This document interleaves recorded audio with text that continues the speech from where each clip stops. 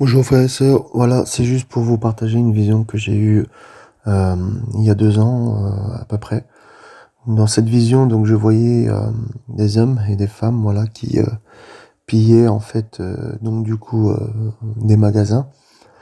Et c'était vraiment beaucoup, beaucoup de magasins, hein, un petit peu comme ce qui se passe en fait aujourd'hui. Et mais c'est pas tout, en fait, il y avait des jeunes hommes, tout ça, cagoulés, et qui étaient armés avec des vrais pistolets. Il y avait des gens avec des sabres, il y avait des gens avec des pistolets. Et du coup, il y avait cette guerre civile, du coup, qui se produisait en pleine ville. Et pourquoi en fait? Parce qu'en fait, c'était la crise, parce qu'en fait, les gens n'avaient plus les moyens, parce qu'en fait, les gens en avaient marre qu'on baisse le SMIC, les gens en avaient marre par rapport à la retraite. Donc en fait, les jeunes se sont levés parce qu'il y avait une injustice profonde qu'ils ressentaient par rapport à leur pays et une colère s'était emparée d'eux. Et le pays était complètement embrasé. Voilà, les McDo étaient vides, tout ça. Voilà, c'est-à-dire que le Seigneur m'avait montré ces choses-là donc il y a 2 ans. Et je crois que ce qui est en train de se produire actuellement n'est que malheureusement, bien aimé, le début. L'écriture s'accomplit. Le Seigneur veille sur sa parole pour l'accomplir. Plus le retour du Seigneur est proche, et plus l'apostasie sera grande, plus il y aura des tremblements de terre.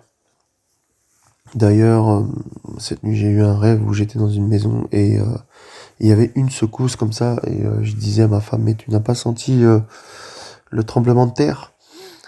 Et je vous assure, frères et sœurs, de plus en plus, il y aura des tremblements de terre, même en France. Il y aura des guerres civiles. L'armée va être placée de plus en plus parce que les policiers lambda seront, on va dire, dépassés. Donc l'armée sera obligée d'être déployée dans tout le pays, dans toute la France. Alors que ce qu'il faut qu'on fasse dans ce temps-là, dans ces temps difficiles, parce que c'est tous les villes de France qui sont touchées, et il faut bien aimer se lever dans la prière, se lever et intercéder pour nos familles, pour que la conversion de nos familles, intercéder pour voilà les gens autour dans notre travail, parce que le Seigneur est proche.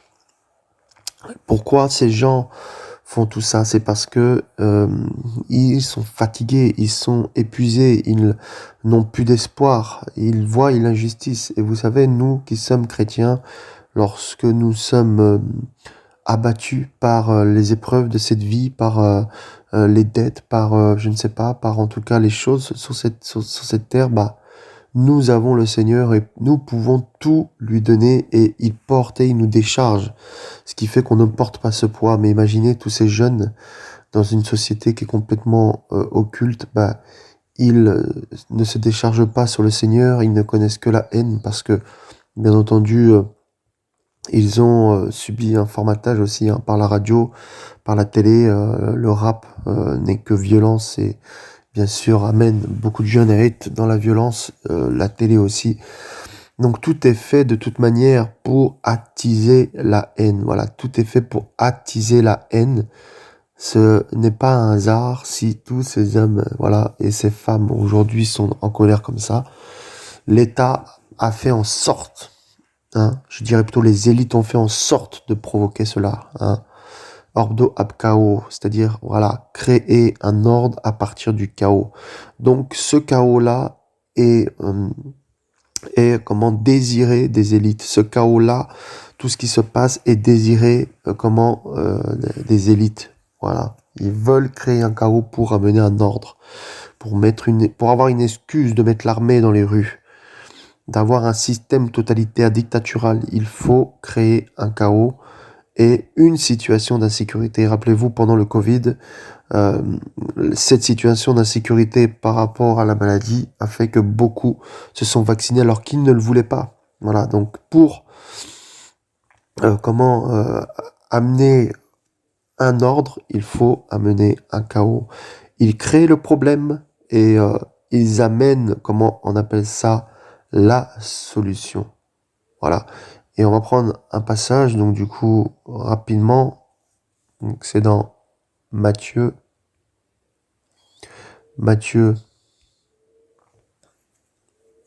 Et à partir du verset 4. Et Yoshua, répondant, leur dit, prenez garde que personne ne vous égare, car beaucoup viendra sous mon nom en disant, je suis moi le Machia, ils égareront beaucoup. Mais vous entendrez parler de guerre, hein, et de bruit de guerre. Veillez à ne pas être troublés, car il faut que toutes ces choses arrivent, mais ce ne sera pas encore la fin. Car une nation s'élèvera contre une autre nation, un royaume contre un autre royaume. Il y aura des famines, des pestes, des tremblements de terre en divers lieux. Mais toutes ces choses ne seront que le commencement des douleurs. Voilà. Alors ils vous livreront à la tribulation, ils vous tueront, vous serez haïs de toutes les nations à cause de mon nom. Et alors beaucoup seront scandalisés, ils se livreront les uns les autres et s'haïront les uns les autres. Et beaucoup de faux prophètes s'élèveront et égareront beaucoup. Voilà. Et parce que la violation de la Torah sera multipliée, l'amour de beaucoup se refroidira. Mais celui qui aura supporté bravement et calmement les mauvais traitements jusqu'à la fin sera sauvé. Et cet évangile du royaume sera prêché dans toute la terre habitée pour servir de témoignage à toutes les nations, et alors viendra la fin. Donc frères, sœurs, vous voyez que le Seigneur nous a prévenus, bien sûr, qu'il allait avoir des guerres, qu'il allait avoir des royaumes contre des royaumes, des pestes, des tremblements de terre en divers lieux. Donc toutes les choses que nous voyons, frères, sœurs, actuellement, n'est que le commencement, le commencement en fait des douleurs, voilà, le commencement des douleurs. Et, et par la suite, on nous dit que ils nous livreront à la tribulation. Donc frères et sœurs, l'évangile aujourd'hui, nous pouvons évangéliser, nous pouvons prêcher la parole, nous pouvons nous rassembler. Bientôt, nous ne pourrons plus nous rassembler. Ça ne sera pas comme le Covid, hein. Là, c'est vraiment une loi qui sera instaurée pour ne plus se rassembler, pour ne plus avoir la liberté de prêcher dehors. Déjà que c'est limite que lorsqu'on commence à évangéliser, la police nous arrête. Mais là, vraiment, de plus en plus, l'évangile va comment être... en tout cas, ceux qui prêchent l'évangile seront persécutés. Donc, profitons de ce temps de moisson, ce temps où le Seigneur nous permet encore, en tout cas dans notre pays, là où nous sommes, de pouvoir en tout cas évangéliser, parce que bientôt nous n'aurons plus cette liberté de le faire. Voilà, nous n'aurons plus cette liberté de pouvoir évangéliser, de pouvoir prêcher. Alors toi, mon frère, ma sœur, qui a reçu l'illumination du Saint-Esprit, qui a reçu le salut, qui a reçu la véritable parole, qui a reçu le feu du Saint-Esprit, qui a reçu la délivrance, va aussi évangéliser. Va, sors dans ta rue, sors dans ta ville et va évangéliser. Va parler aux jeunes, aux vieillards. Voilà, dis-leur qu'il y a une solution. Voilà, et que leur cœur soit apaisé. Parce que malheureusement, beaucoup ne sont pas apaisés parce qu'ils n'ont pas le Seigneur, parce qu'ils ont personne à qui se confier, parce qu'ils n'ont pas d'espoir. Et nous sommes là pour leur présenter l'espoir, pour leur présenter la lumière du monde. Que fais-tu, mon frère, ma sœur, de ce que tu as reçu? Que fais-tu, ma sœur, de l'évangile que tu as reçu? Que fais-tu, ma sœur, des illuminations que tu as reçues? Tu les gardes pour toi jalousement, tu dis voilà, je ne suis pas encore assez assis dans la parole pour pouvoir comment donner. Vous voyez? Tu n'es pas encore voilà, assez expert dans la parole pour pouvoir donner, mais le peu que tu as reçu déjà, donne-le. Et tu verras comment ça va bénir les personnes. Vous savez, le Seigneur, plus nous donnons, plus il nous donne aussi. Plus nous avons le désir de donner, plus il nous donne. Vous voyez, tu veux recevoir des illuminations, tu veux être visité par la gloire du Seigneur, tu dois donner ce que le Seigneur t'a donné. Tu ne dois pas cacher cela, tu ne dois pas avoir peur de ce que l'homme pense, de ce que l'homme va penser de toi. Tu dois lui parler parce que c'est le chaos, parce que c'est les ténèbres et que nous sommes la lumière du monde. Alléluia. Nous sommes la lumière du monde. Et en tant que lumière du monde, nous devons éclairer les frères, hein, les païens. Vous êtes la lumière du monde. Vous êtes le sel de la terre. voyez que quand dans une assiette, là, vous mettez le sel, si vous le mettez au même endroit, ben, qu'est-ce qui va se passer? Ça va pas être bon. Donc il faut que le sel soit dispatché. Frères, sœurs, nous sommes le sel de la terre. Ça veut dire que si tu es dans un coin, dans un village où tu es tout seul, tu dis, Seigneur, mais pourquoi tu m'as mis tout seul dans cette ville? Pourquoi tu m'as mis tout seul dans cet endroit? C'est parce que tu es le sel de la terre. Tu es un grain de sel pour donner du goût au monde. Et le Seigneur t'a mis là, c'est pour donner de l'espoir aux hommes, c'est pour présenter le salut, c'est pour présenter le royaume, c'est pour présenter Yeshua. Ce n'est pas pour présenter un pasteur, ce n'est pas pour présenter un système, c'est pour présenter Yeshua, le retour de Yeshua, parce que Yeshua, alléluia, et Yeshua arrive, Yeshua revient, Yeshua est là. Oh, alléluia. Et nous le voyons de plus en plus, nous le voyons agir. N'est-ce pas, frères et sœurs, le royaume des cieux est proche, voilà. Et vraiment, frères et sœurs, ne méprisons pas comment nous avons reçu. Voyez, ne méprisons pas, frères et sœurs, ne méprisons pas. Et regardez Luc 10, ce que Luc 10, verset 2 dit. Luc 10, verset 2. Frères et sœurs, c'est Alléluia, merci Seigneur pour ta parole.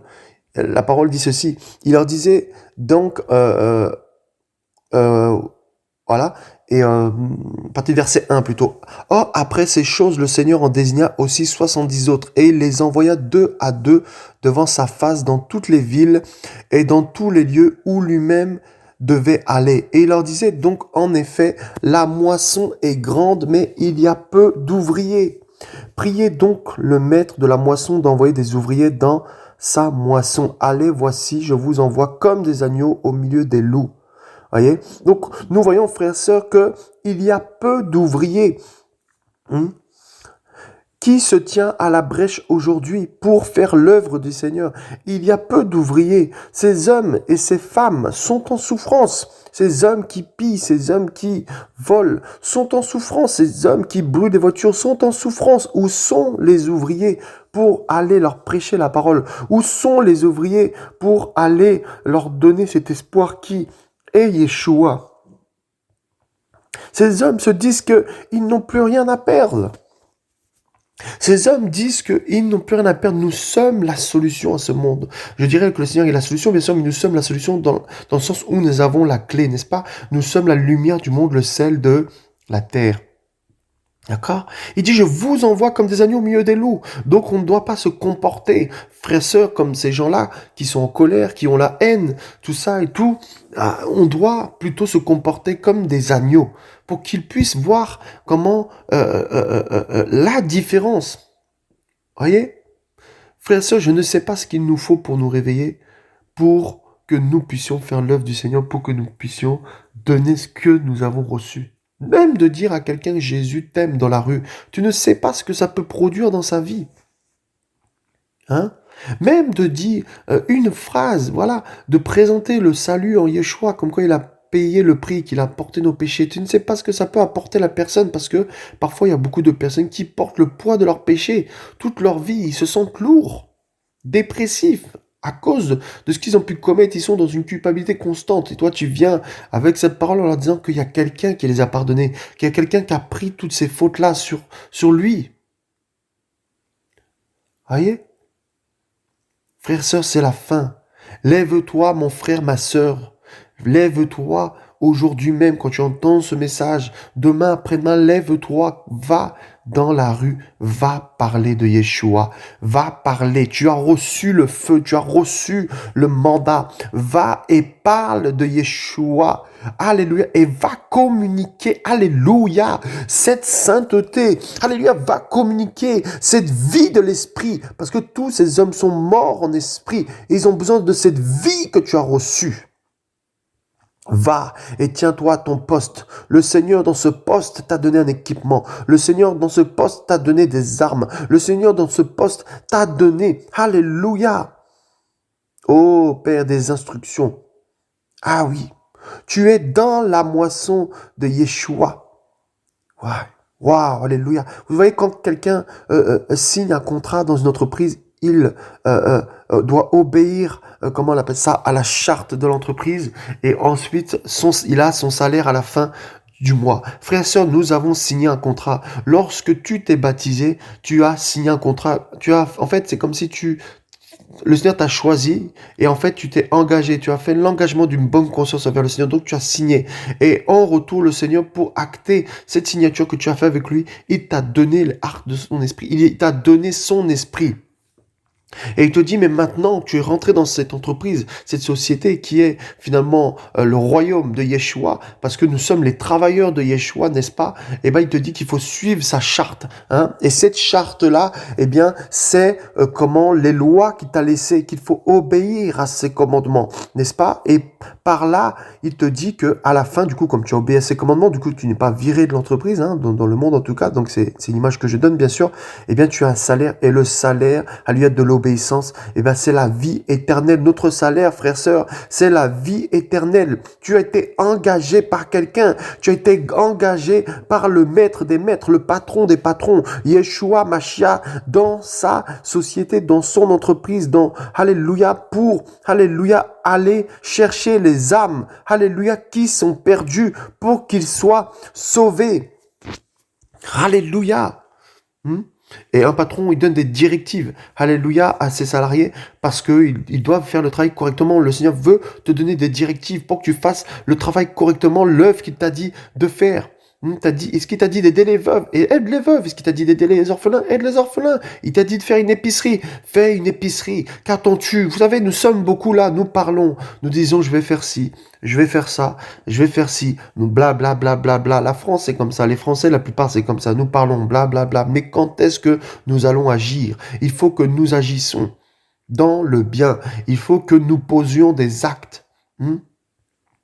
Arrêtons de dire j'ai des projets. Maintenant que nous savons que nous avons reçu, maintenant mettons en application ces projets-là. Donnons-nous les moyens d'accomplir ces projets-là pour la gloire du Seigneur. Tu as à cœur de construire un orphelinat. Ne dis pas il me faut tant de temps pour commencer. Commence par la foi. Et le Seigneur va te surprendre si du moins il est dans ce projet-là. Parce que vous savez, le patron donne une vision. Alléluia. Une vision de son entreprise pour que les salariés suivent. Le Seigneur nous a donné une vision dans son entreprise, c'est-à-dire dans la manière de marcher dans son royaume. Alléluia. Une vision. Frères, sœurs, il nous manque aujourd'hui dans ce temps beaucoup de visionnaires. Nous n'avons pas de visionnaires. Voyez, nous avons que des personnes qui marchent juste instinctivement, voilà, et qui, on va dire, du jour au lendemain, en fait, veulent dépenser, par exemple, voilà, 100 mètres de côté. Mais si tu mets de côté, ça c'est une parenthèse, mon frère, ma sœur, un peu de ce que tu as, tu peux construire, d'accord? Tu peux construire quelque chose pour le Seigneur, un hôpital, un orphelinat, je ne sais pas, mais que font-nous? Non, on va au McDo, on mange, on fait ça, on achète des choses inutiles parce que nous ne sommes pas visionnaires. Voyez, nous sommes comme ce monde. Vous voyez, cette société de consommation, c'est Satan qui l'a créée parce qu'il veut que l'homme consomme et qu'il ne soit pas visionnaire et qu'il gâche tout ce qu'il a. Voyez? Frères et sœurs, il faut que nous soyons des gestionnaires de tout ce que le Seigneur nous a donné, de nos finances, de notre vie spirituelle, de tout ce qu'il nous a donné. Nous devons être des gestionnaires, voyez, pour ne pas justement être emportés par cette foule qui fait des pillages. Vous savez, dans le songe, le Seigneur me disait, ne t'inquiète pas, parce que c'était la crise, j'avais peur, il m'a dit, ne t'inquiète pas, je pourvoirai. Donc je crois que frères, sœurs, le Seigneur nous prépare par rapport à cette crise et qu'il ne nous laissera pas comme ça, qu'il fera en sorte que nous puissions échapper à cette crise, ou en tout cas échapper à cette guerre civile. Peut-être qu'il te dira d'aller dans tel pays, peut-être qu'il te dira de te déplacer en temps. Le Seigneur sait en tout cas ce qu'il a prévu pour toi. Voyez, frères et sœurs, nous devons rester proches du Seigneur, qui est la lumière, pour nous expliquer quel est le chemin qu'il a pour nous. Nous devons rester proches de lui pour comprendre ce qu'il attend de nous. Alléluia.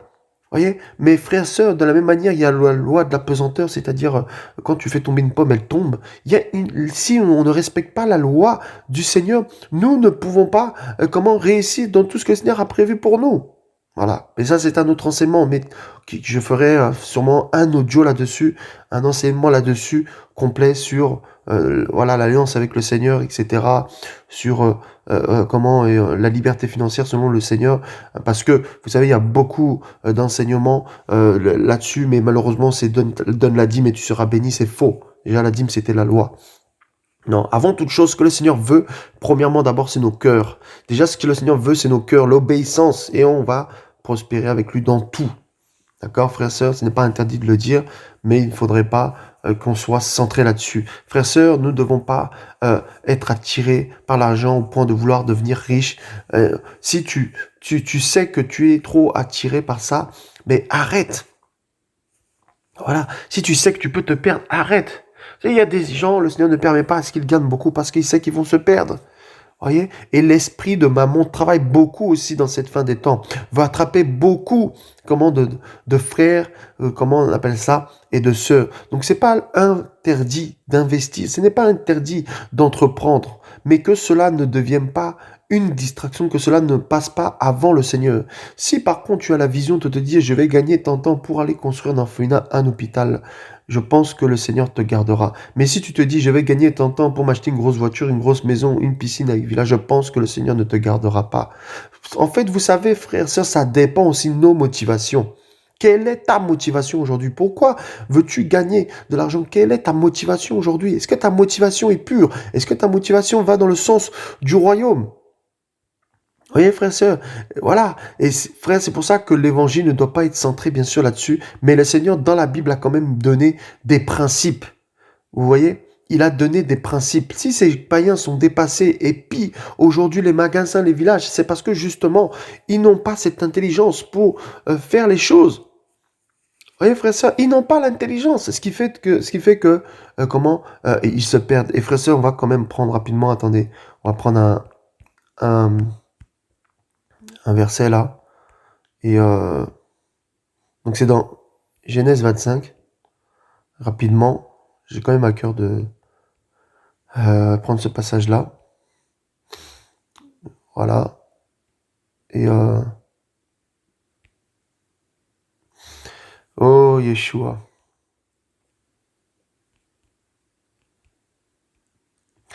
Et voilà. Genèse 25. On va prendre plutôt à partir du verset 26. Après cela sortit son frère, et sa main se tenait le talon d'Ésav, c'est pourquoi on l'appela du nom de Jacob. Isaac était fils de 60 ans quand ils naquirent.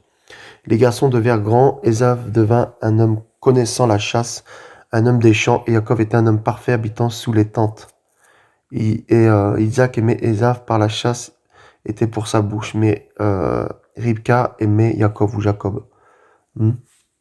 Ok, comme Jacob faisait cuire du potage, Ésav arriva, des champs il arriva épuisé, Ésav dit à Jacob, laisse-moi s'il te plaît avaler de ce rouge et ce rouge-là, car je suis épuisé, c'est pourquoi on l'appela son nom Édom.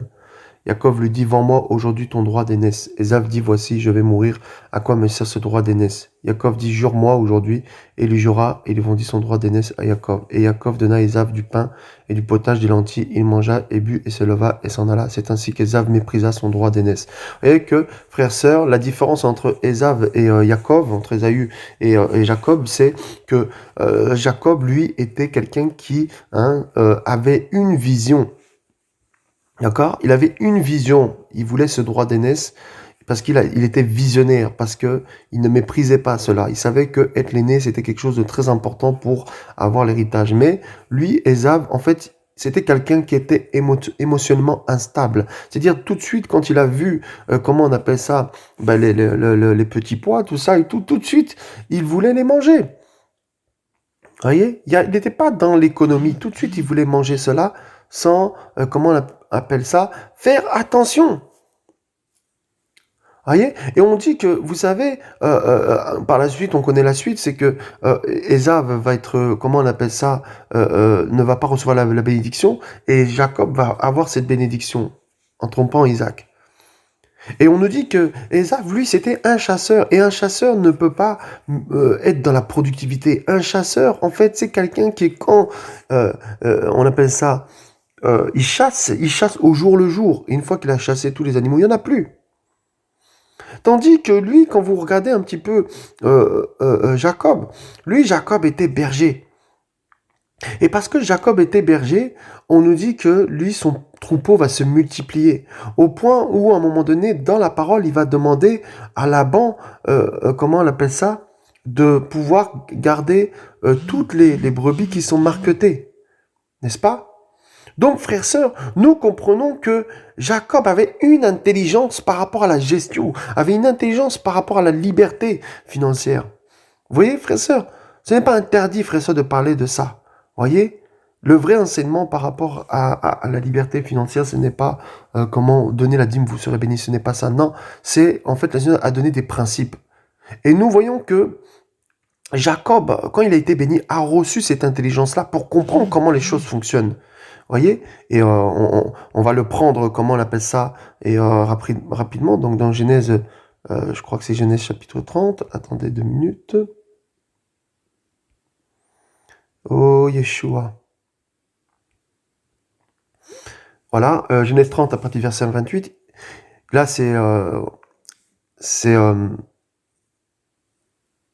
voilà. Il lui dit aussi, fixe-moi le salaire que tu veux et je te le donnerai. Jacob lui dit, tu sais comment je t'ai servi et ce qui est devenu ton bétail avec moi. Car le peu que tu avais avant moi a beaucoup augmenté. Et Yahweh t'a béni depuis que j'ai mis les pieds chez toi. Maintenant, quand m'occuperai-je aussi de ma maison? Il est dit, que donnerai-je? Jacob dit, tu me donneras rien si tu fais pour moi ce que je vais dire. Je ferai paître encore ton bétail et je le garderai. Aujourd'hui, je passerai parmi tout ton bétail, mais à part parmi les brebis, tout agneau tacheté, marqueté, tout agneau noir, et parmi les chèvres, tout ce qui est marqueté et tacheté, cela deviendra mon salaire. Ma justice rendra témoignage pour moi aujourd'hui et demain quand ils viendront devant toi pour mon salaire. Tout ce qui ne sera pas marqueté ou tacheté parmi les chèvres et noirs, parmi les agneaux, sera de ma part un vol. Laban dit, voici qu'il te soit fait comme tu l'as dit. Donc, Laban, voyant que ses affaires fonctionnaient parce que Yaakov s'occupait de son troupeau, va vouloir qu'il reste en fait dans sa société, dans son entreprise. D'accord? Mais qu'est-ce qui va se passer? Yaakov, du coup, lui voulait partir. Et en fait, il va lui dire, fixe-moi le salaire. Et donc, du coup, il s'attendait à ce qu'il lui demande un salaire, mais il va lui dire, non, en fait, je veux encore, comment on appelle ça, des bétails. Mais toutes les brebis, tout agneau tacheté. Donc il va devenir actionnaire, il va prendre en fait des parts. Vous voyez? Et on voit par la suite, donc dans Genèse 30 à partir... alors attendez, 2 minutes. Alors, voilà. Et verset 29, Jacob lui dit, tu sais comment je t'ai servi, qu'est-ce que est devenu ton bétail avec moi? Vous voyez comment, en fait, il a fait prospérer les affaires, en fait, de Laban. Car le peu que tu avais avant moi a beaucoup augmenté. Et Yahweh t'a béni depuis que j'ai mis les pieds chez toi. Maintenant, quand m'occuperai-je aussi de ma maison? Il lui dit, que te donnerai? Jacob lui dit, tu me donneras rien, et tu fais pour moi ce que je vais dire. Je ferai paître encore ton petit bétail et je le garderai.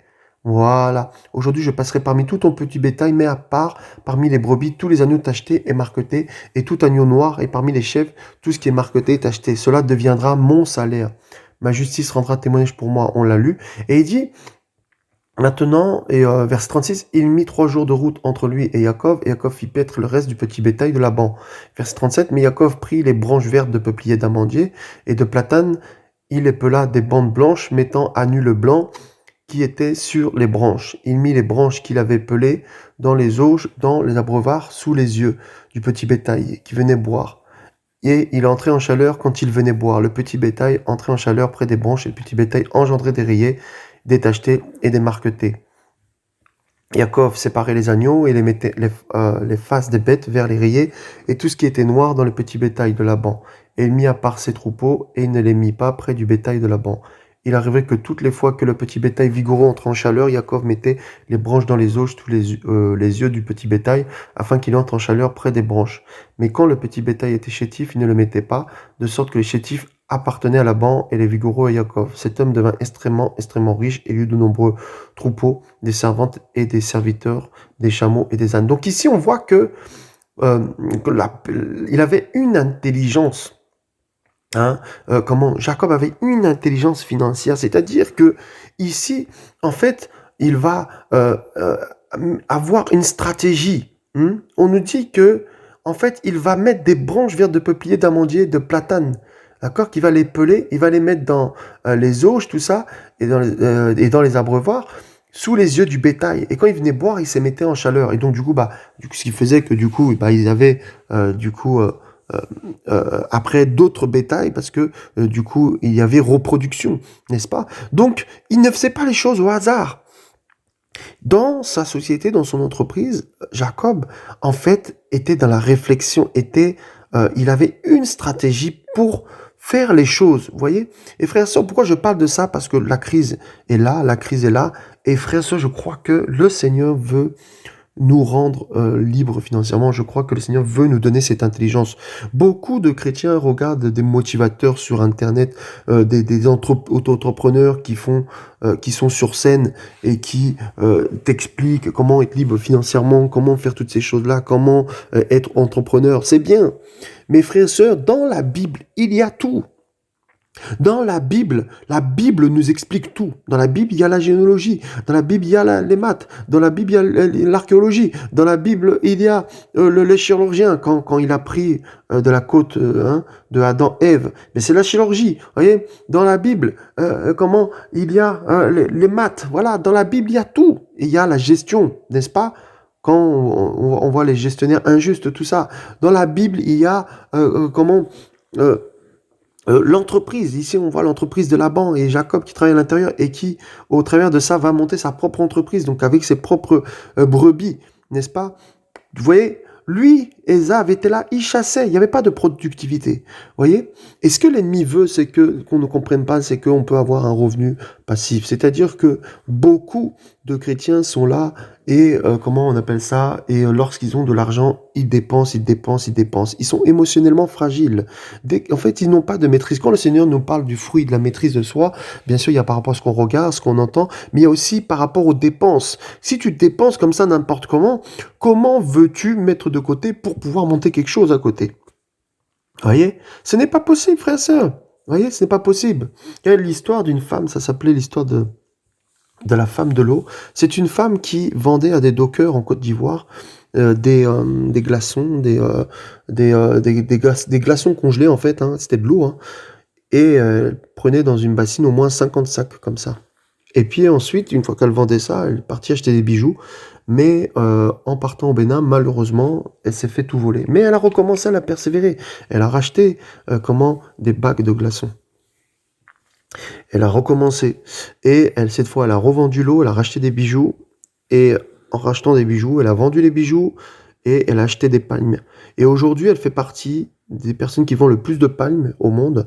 C'est-à-dire qu'aujourd'hui, elle a au moins 50 conteneurs qui partent dans le monde entier de palmes. Oui, mais elle est partie de rien. Souvent, on croit qu'il nous faut qu'on reçoive quelque chose. Non, on voit ici dans la parole que Isaac était riche, mais en fait, Isaac n'avait pas donné la richesse à Jacob. Il avait juste béni de la bouche. Et Jacob, lui, par contre, ce qu'il va faire, c'est qu'avec le peu qu'il avait, le peu de brebis qu'il avait, il avait en fait multiplié, frères, sœurs. Multiplié, frères, sœurs. Et comme les gens n'ont pas cette intelligence-là, ils sont à bout. Qu'est-ce qu'ils font? Ils pillent les magasins, ils pillent les McDo, ils pillent tout ça. Et ça va être de pire en pire, parce que les gens n'ont pas cette intelligence-là. Le Seigneur, frères, sœurs, nous a tout donné, frères, sœurs, nous a tout donné. On voit dans la Bible une bonne entreprise et une mauvaise entreprise. L'entreprise de Ésav, de Ésaü, c'est une mauvaise entreprise. Il chasse, mais il n'y a pas de productivité. Il mange, voilà, et il vend, et c'est fini. L'entreprise de Jacob, lui qui était berger, par contre, il y avait de la productivité parce qu'il faisait paître des brebis qui faisaient d'autres brebis, qui faisaient d'autres brebis, qui faisaient d'autres... Et il y a une multiplication.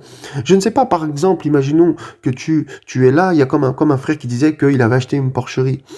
Les gens peuvent dire, oh, une porcherie, bah oui, il a raison, parce que les porcs, ils vont faire d'autres porcs. Ils vont après vendre les porcs, ils vont faire d'autres porcs. Donc il y a un élevage, vous voyez. Mais si, par exemple, par contre, tu vas juste vendre tout ton troupeau de porcs là, ben, qu'est-ce qui va se passer? Il t'en reste plus pour en produire. Vous voyez? Donc il faut toujours avoir quelque chose de côté pour produire quelque chose. Vous voyez?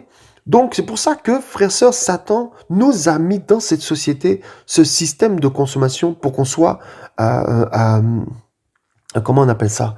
Pour qu'on soit dépendant de ce système de consommation. Vous voyez? Et pour qu'on dépense. Attention, je répète encore une fois, le but n'est pas d'être riche. Le but n'est pas d'être, comment on appelle ça, dans le sens d'être dans les vanités de ce monde. N'est-ce pas? Le but, c'est de servir le Seigneur. Notre premier objectif par rapport à la Bible, d'abord, c'est le salut, d'abord d'être sauvé. Parce que même si tu mets tout ça en application, si tu n'obéis pas au Seigneur, si tu n'es pas dans l'obéissance et la sanctification, ça ne fonctionnera pas. Donc ici, je parle d'abord aux frères et sœurs qui se sanctifient, qui craignent le Seigneur. Et après, tu peux mettre tous ces principes en application.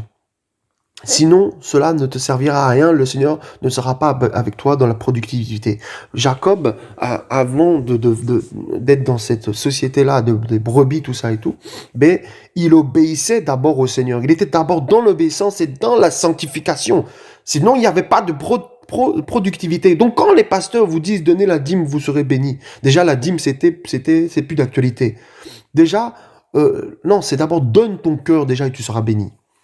Fais de l'éternel ton désir, il te donnera, tes plaisirs, pardon, il te donnera de ce que ton cœur désire. Vous voyez, frère, sœur, et nous allons le voir. Nous allons le voir, frère, parce que moi j'aime la parole. Parce que j'aime la parole, frère, sœur. Nous allons le voir, frère, sœur. Nous parlons, bien sûr, d'obéir au Seigneur là, parce que beaucoup veulent mettre ces choses en pratique, les principes que le Seigneur nous a mis, mais sans obéir au Seigneur, ça ne fonctionnera pas. Tu veux réussir ta vie professionnelle, il faut aussi que tu obéisses. Obéissent. Donc l'évangile n'est pas centré sur ça. Bien sûr, l'évangile c'est d'abord le salut de ton âme, que tu sois sauvé. D'abord pense à cela et après le Seigneur il a aussi des principes par rapport par exemple comment tu dois diriger ta famille, comment tu dois diriger une entreprise, le Seigneur nous a donné des principes dans la Bible, n'est-ce pas? Alléluia. Frère, sœur, je prie qu'il t'ouvre les yeux, toi qui crains le Seigneur, qu'il t'ouvre les yeux par rapport à cela et qu'il te permet de mettre de côté pour monter une petite société, quelque chose, un petit tout ça, pour pouvoir construire des orphelinats, des hôpitaux, ou alors soutenir une œuvre sociale, tout ça, voilà. Alléluia, au nom de Yeshua, Mashiach, faire la mission, parce que il faut que l'évangile aussi soit, comment on appelle ça, répandu, n'est-ce pas? Répandu. Et regardez, Proverbe 10, verset 22, c'est la bénédiction de Yahweh qui enrichit et il n'y ajoute aucune peine. Donc déjà ici, nous voyons que c'est le Seigneur qui enrichit, n'est-ce pas? D'accord? Donc si déjà tu n'es pas avec le Seigneur, tu n'obéis pas au Seigneur, tous ces principes-là, là, tu peux les oublier. Donc je parle déjà aux personnes qui sont affermies, ceux qui ont déjà un équilibre, qui ne sont pas accrochés à l'argent. Parce que si déjà tu as ces problèmes, cette faiblesse par rapport à l'argent, ne mets pas ces principes. Voilà. Parce que tu vas souffrir. N'est-ce pas? Voilà. Je parle à ceux qui ont la maîtrise. Voyez? Donc c'est pour ça qu'il y a ces systèmes de consommation, tout va vite. On veut tout de suite. Vous voyez? Dépense. Et Satan est intelligent. Vous voyez, c'est pour ça que les États-Unis, c'est comme un pays béni, parce que dès l'âge de 16 ans, 17 ans, on leur apprend à à faire une société, à mettre de l'argent de côté, à avoir un revenu passif. Non, ici, nous, on n'a pas de revenu passif. On dépense tout dans des choses inutiles, qui ne produisent pas, en fait. Vous voyez? Et regardez Deutéronome 29, verset 8. Vous garderez les paroles de cette alliance et vous les pratiquerez afin de prospérer dans tout ce que vous ferez. Donc, il dit que faut garder l'alliance. Souviens-toi, mon frère et sœur, quand tu as reçu le Seigneur, tu as fait une alliance avec le Seigneur. Moi, par exemple, c'est Seigneur, si tu te révèles à moi, je te suivrai toute ma vie. C'était l'alliance. Voilà. C'était l'alliance que j'ai faite avec le Seigneur. Et souviens-toi, parce que cette alliance-là, il n'y a que toi qui peux la briser. Cette alliance que tu as faite avec le Seigneur, il n'y a que toi qui peux la briser. Ce contrat, finalement, dans cette entreprise de Yeshua. Parce que tu es salarié de Yeshua. Lui, c'est ton patron, n'est-ce pas? Voilà, c'est pour ça qu'il te dit maintenant comment faire. Voilà. Frères et sœurs, je crois que beaucoup ne sont pas encore prêts à recevoir des messages comme cela.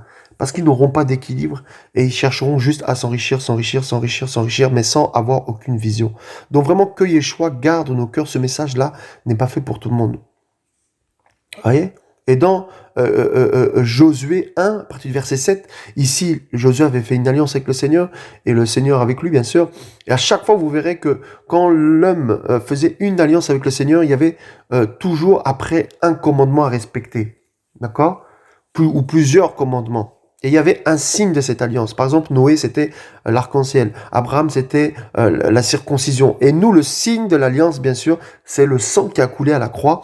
Et l'acte qui prouve, bien sûr, c'est la croix. Et nous avons l'esprit, bien sûr, qui atteste que nous sommes enfants du Seigneur. Et dans Josué 1, à partir du verset 7, il dit seulement fortifie-toi et sois très courageux pour veiller à agir selon toute la Torah que Moshe, mon serviteur, t'a ordonné. Ne t'en détourne ni à droite ni à gauche, afin que tu prospères partout où tu iras. Que ce livre de la Torah ne s'éloigne pas de ta bouche, mais de tout jour et nuit de veiller à agir selon tout ce qui est écrit, car alors tu feras réussir ta voie, alors tu prospéreras. Voyez, et vous savez que le mot chasseur dans la Bible, parce que même Nimrod était un chasseur, là je reviens à Ésaü ou Ésav, tout ça, eh bien ça veut dire contre Elohim. Donc quand nous ne gérons pas bien nos finances, quand nous ne sommes pas des bons gestionnaires, nous sommes contre Elohim. Vous voyez, rappelez-vous de cette personne qui a caché ses talents dans la terre. Et le Seigneur l'a puni. Que fais-tu des talents que tu as reçus? Que fais-tu que ça... Vous voyez, le Seigneur veut qu'on soit des bons gestionnaires des choses de son royaume. Mais pour commencer, déjà, il y a l'alliance et nous devons obéir. N'est-ce pas? Obéir à sa parole, être dans la sanctification et la crainte de son nom. Et alors, le Seigneur, il veille sur sa parole pour l'accomplir. Hein? Frère, ça c'est terrible. Il veille sur sa parole pour l'accomplir. Le Seigneur ne peut pas aller contre sa parole en fait. Hein? Il ne peut pas aller contre sa parole. Regardez, pour finir, Psaume 89, verset 34. Mais je ne retirerai pas de lui ma bonté et je ne tromperai pas ma fidélité. Je ne violerai pas mon alliance et je ne changerai pas ce qui est sorti de mes lèvres. Voyez? Donc, quand tu as signé ton contrat avec Yahushua Mashiach pour rentrer dans sa société, dans son entreprise, je dirais, dans, en fait, ce qui est son royaume, hein, finalement, tu es devenu son salarié, tu t'es engagé à suivre la charte de l'entreprise, donc ses lois, ses commandements, et tu auras ton salaire qui est la vie éternelle, qui est la couronne incorruptible, alléluia, qui est, alléluia, la paix pour l'éternité. C'est pour ça qu'il dit, ne cherchez pas les choses corruptibles, hein, que le ver et la rouille, hein, comment on appelle ça, dévorent, mais cherchez des trésors, hein, comment on appelle ça, hein, incorruptibles, n'est-ce pas? Voilà. C'est pour ça que l'argent ne devienne pas quelque chose qui prend le dessus sur ta vie. En fait, tu dois être celui qui est au-dessus. Parce que sinon, c'est maman qui te dirige. C'est-à-dire que, en fait, tu dois pas être esclave de l'argent, mais l'argent doit être un outil pour toi pour pouvoir faire, en fait, l'œuvre du Seigneur, frère, sœur. Vous voyez? Donc, souviens-toi que quand tu vois l'histoire de Ésav et de Jacob, il y a deux types de gestionnaires, deux types d'entreprises. Une entreprise qui fonctionne, une entreprise qui ne marche pas. Une entreprise qui est dans la productivité, une entreprise qui ne produit pas. Et frères et sœurs, nous avons plein de passages dans la parole qui nous parlent de la productivité, n'est-ce pas? Et regardez, et on va prendre rapidement, donc, et voilà, et on va prendre un passage, voilà.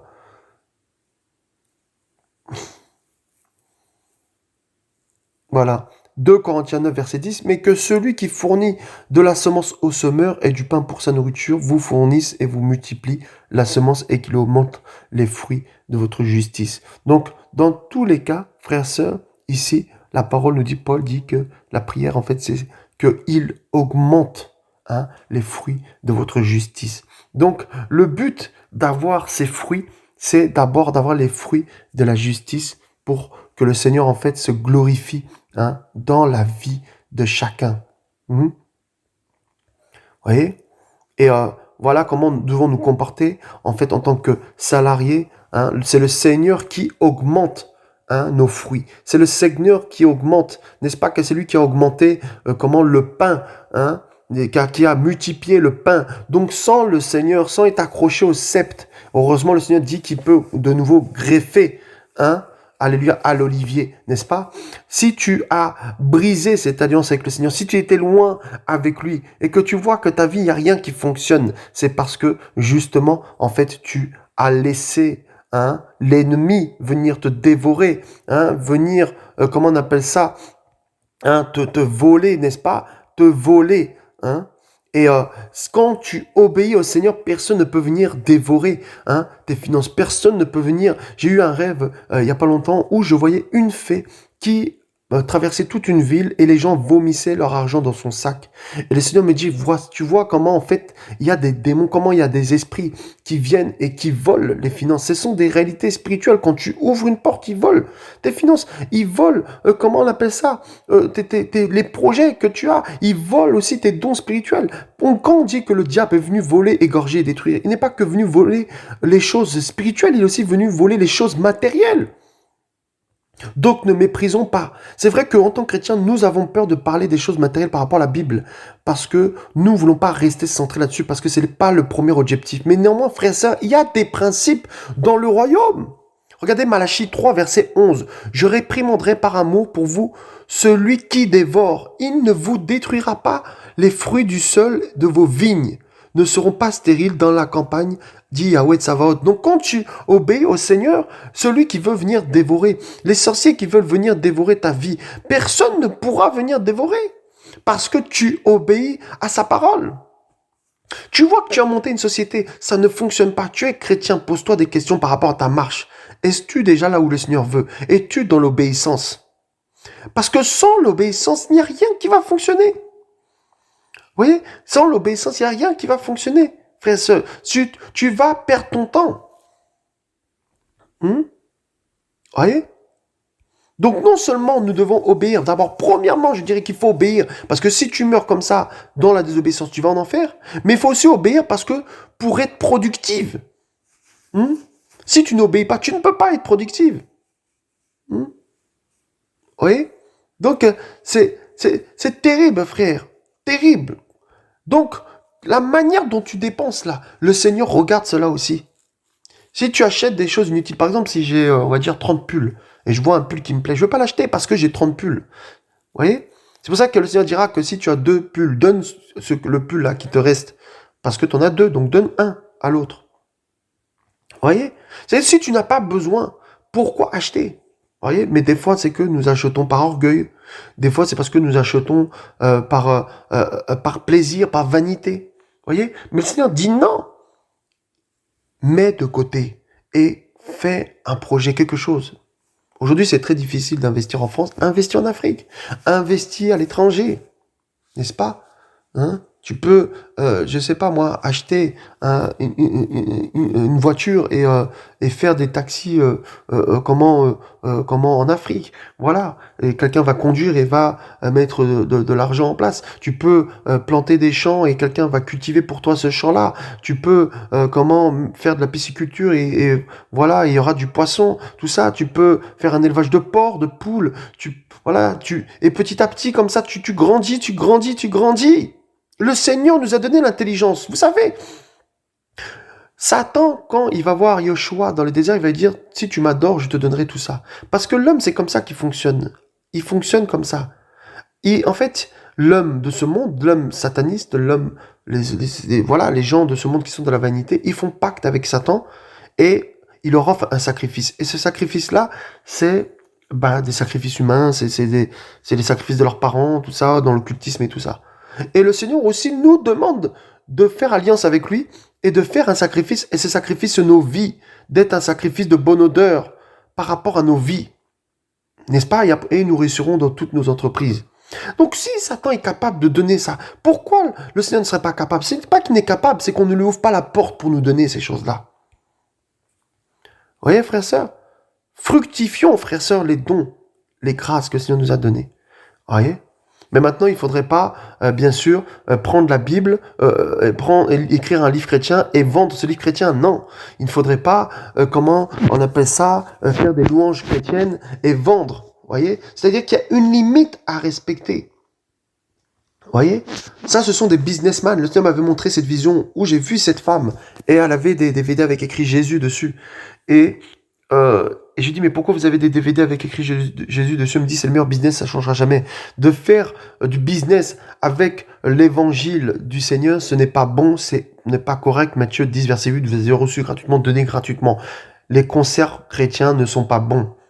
Vous voyez des gens qui font des concerts chrétiens, quand on voit là, les évangéliques, machin, tout ça, ils sont là, rap chrétien, concert chrétien, ils sont là, contents, machin, mais vous êtes dans la confusion.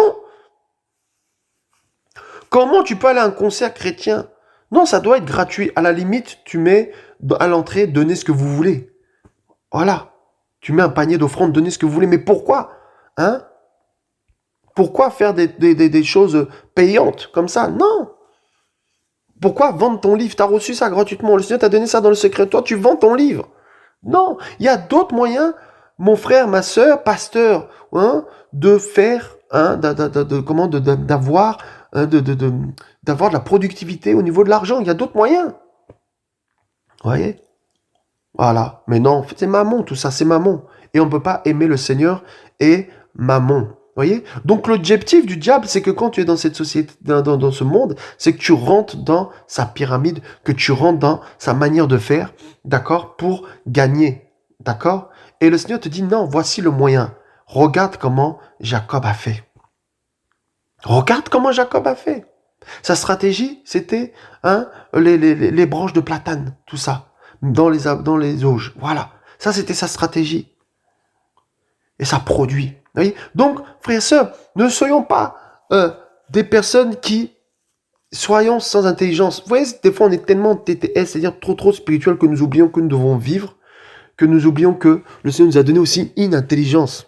Il dit l'intelligence ne vient pas de l'âge, mais du souffle de Saint-Esprit. Et dans cette intelligence, il y a aussi l'intelligence financière. L'intelligence, comment gérer ses finances, comment gérer son argent. Parce que sinon, là, tu vas te retrouver comme les gens qui vont piller les magasins. Parce que quand ça va arriver, tu vas tellement être dépassé que tu vas piller toi aussi. Vous voyez? Mais si tu as prévu, si le Seigneur t'a donné l'intelligence, tu as prévu, tu ne seras pas emporté par cette vague de la crise. Vous voyez, frère, sœur? Donc je crois que le Seigneur veut nous interpeller par rapport à ça. J'avais pas prévu, je voulais juste partager sur ce qui s'était passé il y a à peu près quelques heures, les pillages dans les magasins dans toute la France et tout, par rapport à la vision que j'ai eue. Mais le Seigneur, voilà, nous amène à partager justement là-dessus. Voilà. Parce que vous savez, il faudra avoir la foi, hein, quand ces choses vont arriver là. Si tu fais pas confiance au Seigneur et tu vois ta famille qui meurt de faim, ben tu vas faire quoi? Tu vas les piller. Mais si tu fais confiance au Seigneur, le Seigneur va te guider, va t'aider, va même te permettre d'anticiper pour que tu ne sois pas dans cette crise. Voyez? Mais si tu n'es pas à l'écoute du Seigneur, tu n'auras pas les ordres du Seigneur, comment tu vas faire? Vous voyez, frère, alléluia, oh, alléluia, Yeshua, Joseph a subi des choses terribles. Mais Joseph a fait prospérer la maison de Potiphar, il a établi sur tous ses biens. Vous voyez? Malgré tout ça, il avait été accusé, il est parti en prison, après il a donné le rêve à Pharaon, et on nous dit qu'il a établi, et que c'est lui qui va empêcher la famine, parce que Joseph était tellement intelligent, qu'il va dire comment gérer les choses pour qu'il n'y ait pas la famine. Voyez? Donc le Seigneur peut se servir de toi aussi pour que ta famille soit sauvée par rapport à, je parle par rapport, en tout cas ne subissent pas la crise par rapport à ce qui va se passer. Que quand ils seront en difficulté, toi tu es ce qu'il faut pour les aider, pour qu'ils mangent. Et là ils verront aussi la main du Seigneur. Bien sûr, frères et sœurs. Bien sûr. Vous voyez? Et je crois que le Seigneur veut nous donner cette intelligence. Je prie que toi qui m'écoutes, il te donne cette intelligence. Alléluia, que toi qui n'avais pas cette intelligence, maintenant que tu comprennes, tu dois produire. Alléluia, mais tu dois produire, non pas tout seul, tu dois produire avec le Seigneur, selon le plan du Seigneur. Le Seigneur a un plan que tu dois suivre. D'accord? Et tu dois produire. Alléluia. Ce n'est pas normal que nous, les chrétiens, soyons toujours dépendants des autres. Dépendant de la CAF ou voilà des aides sociales. Non, ce n'est pas normal. Nous devons à un moment donné produire. Je parle aussi pour moi, frères et sœurs, parce que c'est des choses aussi que le Seigneur m'enseigne, n'est-ce pas? Nous devons produire. Celui qui ne travaille pas ne mange pas, frère. Travaille. Arrête d'être feignant. Arrête de rester sur ton lit à ne rien faire. Travaille.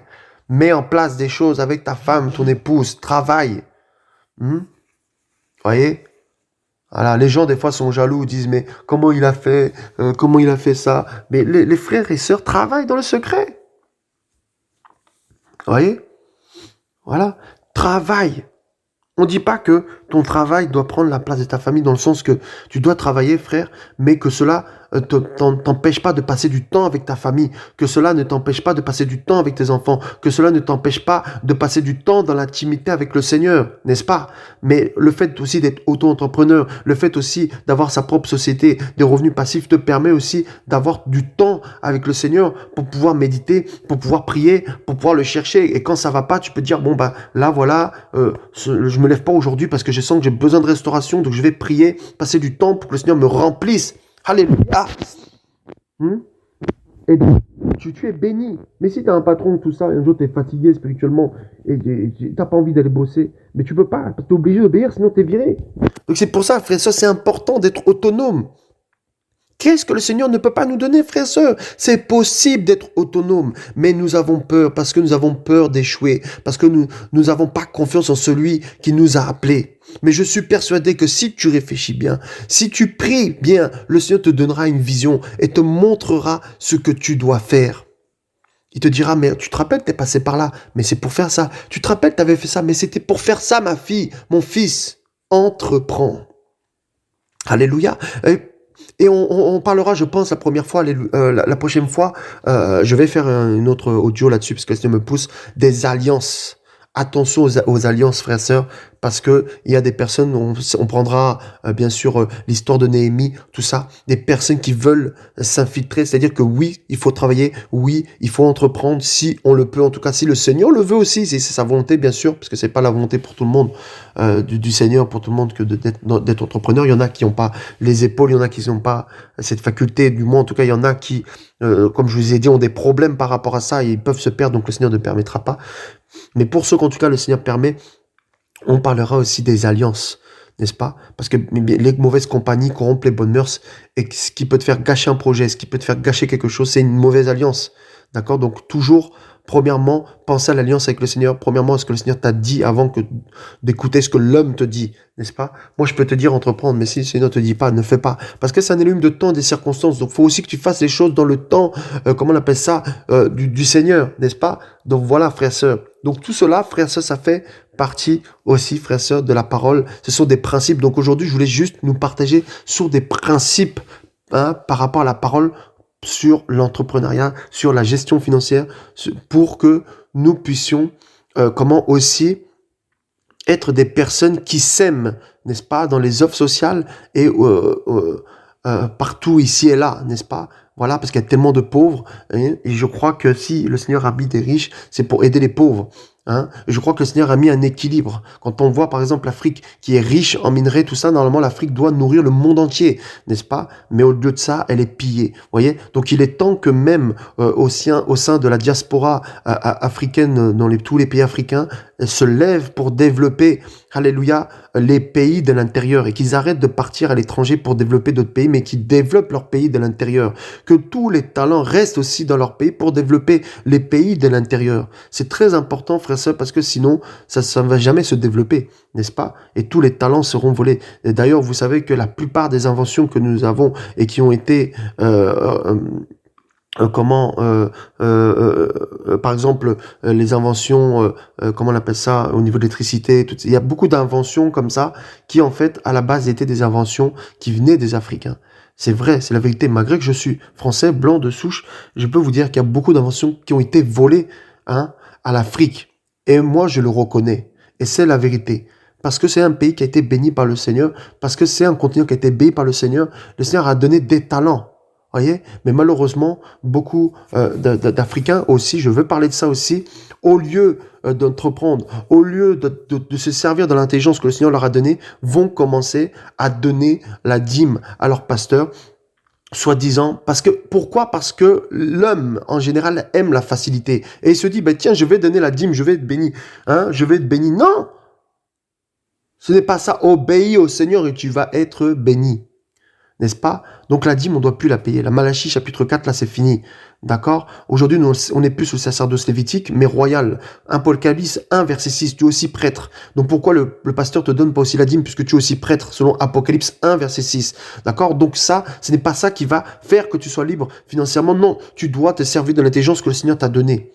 Voyez, frère, il y a beaucoup d'inventions qui viennent de l'Afrique, qui ont été volées, les brevets ont été volés par la France, par la Belgique, tout ça.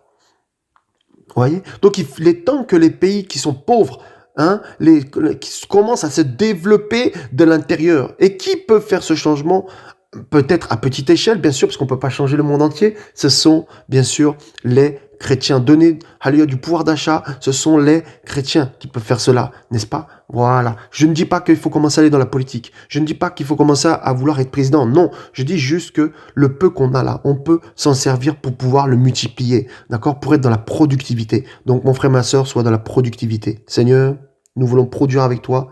Seigneur, nous voulons avoir des fruits avec toi. Seigneur, nous voulons être tes disciples.